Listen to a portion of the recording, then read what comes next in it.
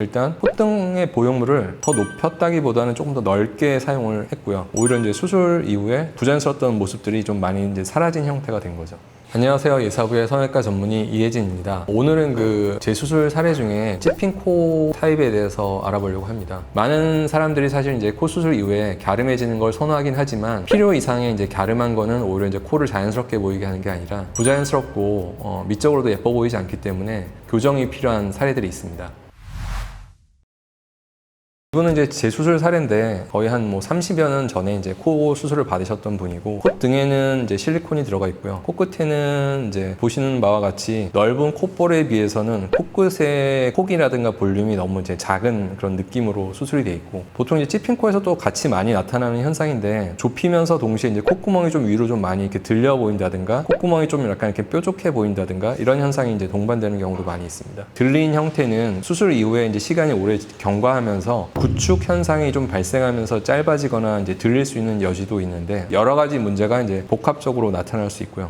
아래에서 보면 코끝과 콧볼 사이가 위에서부터 그 다음에 여기 비공이 있는 부분까지 좀 이렇게 경계를 이루면서 좀 패여 보이고, 콧구멍도 조금 더 이렇게 뾰족한 삼각형의 형태를 하고 있고, 어쨌든 코도 과거보다 좀 짧아진 그런 경우였거든요. 수술 계획은 너무 코끝이 오히려 좀 작으니까 조금 더 이제 코끝을 더 볼륨감 있게 좀 늘리자, 좀 들려 있는 부분도 조금 덜 들려 보이게 하자. 그리고 지금은 이제 정면 사진에서 보면 콧볼은 굉장히 넓고 여기는 되게 좁고, 그 위에 있는 사실 보형물도 폭이 상대적으로 너무 좀 좁게 보이는 측면도 있거든요. 그래서 이제 전체적인 플랜은 코를 오히려 조금 더 넓어 보이고 볼륨감 있게 보이게 하고, 길이는 오히려 이제 지금보다 좀 더 길어 보이게 하는 게 목표였었던 사례입니다. 수술을 이제 한 이후의 모습이거든요. 수술하고 나서 이제 첫 번째 변화는 일단 콧등의 보형물을 더 높였다기보다는 조금 더 넓게 사용을 했고요. 그 다음에 이제 코끝 자체가 이제 볼륨이 되게 이렇게 작았던 부분을 연고를 오히려 이제 약간 좌우로 벌리고, 필요한 부분에다 이제 연고를 이식해서 이제 들린 부분도 좀 내리고, 콧구멍이 좀 들려있던 부분도 비공을 좀 내리는 수술을 해서 좀 보완을 하고, 그러니까 길이도 좀 늘리고 폭도 좀 늘리고 이렇게 된 경우죠.